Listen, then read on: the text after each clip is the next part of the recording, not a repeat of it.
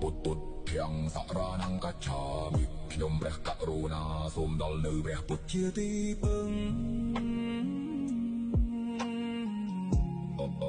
ធម្មយ៉ាងសរណង្គច្ឆាមិ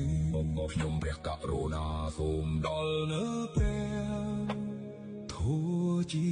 ទីពឹង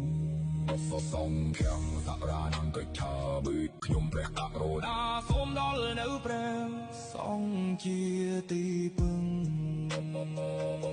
ជីវិតដែលយើងគិតថាជារបស់យើងកើតឡើងហើយវាក៏រលាយចែកតាមធាតុសេចក្តីស្រឡាញ់ក៏មិនអាចកាន់កាប់ទៀតថ្ងៃមួយវាប្រែបាត់ទុកតែកំជាប់តាមខ្លួនយើងរត់រកសូភៈមង្គលយើងខ្លាចការបាត់បង់តែអ្វី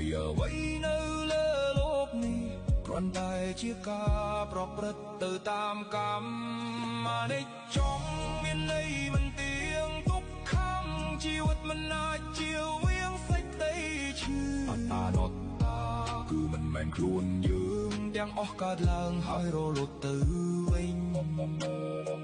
ពាក្យថាត្រៃលក្ខcònមានន័យជ្រាលជ្រៅជួយបង្ហាញផ្លូវចេញពីវាលវត្តដាក់សង្សារអ្វីកើតឡើងព្រោះមានបច្ច័យរបស់វាដល់ពេលវេលាវាក៏បាត់រលាយបាត់វិញ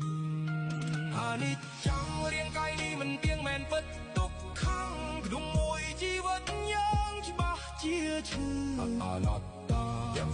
32មិនមែនជារបស់នៃយើងទាំងអស់កើតឡើងគ្រាន់តែឆ្លងកាត់ដោយកម្មបើយើងយល់ពិតចិត្តនឹងស្ងប់ស្ងាត់លែងចង់កាន់កាប់លែងខ្លាចការបាត់បង់អនិច្ចំសូមយល់ក្នុងចិត្តជីវិតនេះមិនទៀងមែនពិតទុក្ខំធ្វើចិត្តឲ្យប្រៃខ្លាយជាសុខអនត្តាមិនមែនខ្លួនគិតថាលែងមានណាញ់គិតតែមិនឲ្យចេញយើងនឹងជួបតែសេចក្តីស្ងប់ជួលបកតាមផ្លូវជីវិតដើរទៅមុខធ្វើចិត្តឲ្យស្ងប់ហើយបំភ្លេចទុកចោលទៅបាសត្វឬមកពីមុខសូមឲ្យរំលងបាសត្វឬមកពីក្រោយខ្នងសូមឲ្យរលី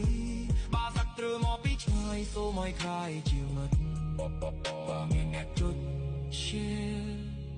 សូមឲ្យបានសុខមួយជីវិត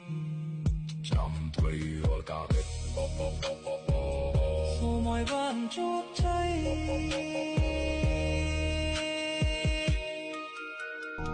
ពុទ្ធទាំងសរណង្គច្ឆាមិខ្ញុំព្រះករុណាសូមដល់នៅព្រះពុទ្ធជាទីពឹង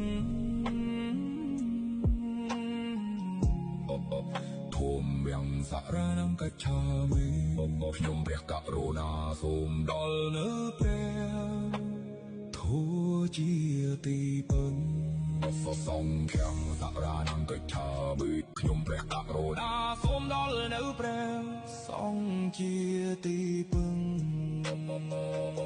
ជីវិតដែលយើងគិតថាជារបស់យើងកើតឡើងហើយវាក៏រលាយចែកតាមធាតុសេចក្តីស្រឡាញ់ក៏មិនអាចកាន់កាប់ទៀតថ្ងៃមួយវាប្រែបាត់ទុកតែកំជាប់តាមខ្លួនយើងរត់រកសូភៈមង្គលយើងខ្លាចការបាត់បង់តែអ្វីនៅលើលោកនេះគ្រាន់តែជាការប្រព្រឹត្តទៅតាមកម្មអនិច្ចំមានន័យមិនទៀងទុក្ខំជីវិតមិនអាចជៀសវាងសេចក្តីឈឺអត្តានត្តាគឺមិនមែនខ្លួនយើងទាំងអស់កើតឡើងហើយរលត់ទៅវិញពាក្យថាត្រៃលក្ខcònមានន័យជ្រាលជ្រៅជួយបង្ហាញផ្លូវចេញពីវាលវត្តដាក់សង្សារអ្វីកើតឡើងព្រោះមានបច្ច័យរបស់វាដល់ពេលវេលាវាក៏បាត់រលាយបាត់វិញអនិច្ចំរាងកាយនេះមិនទៀងមែនពិតទុក្ខំក្នុងមួយជីវិតយ៉ាងច្បាស់ជាឈឺអនត្តាយ៉ាង32មិនមែនជារបស់នៃយើងទាំងអស់កើតឡើងគ្រាន់តែឆ្លងកាត់ដោយកម្មបើយើងយល់ពិតចិត្តនឹងស្ងប់ស្ងាត់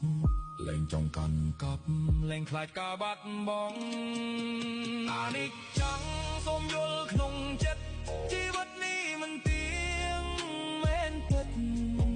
ទុកខំធ្វើចិត្តឲ្យប្រៃคล้ายជាសុខអនុត្តតាមិនមែនខ្លួនគិតថាលែងមានអញគិតតែមិនឲ្យចេញយើងនឹងជួបតែសេចក្តីស្ងប់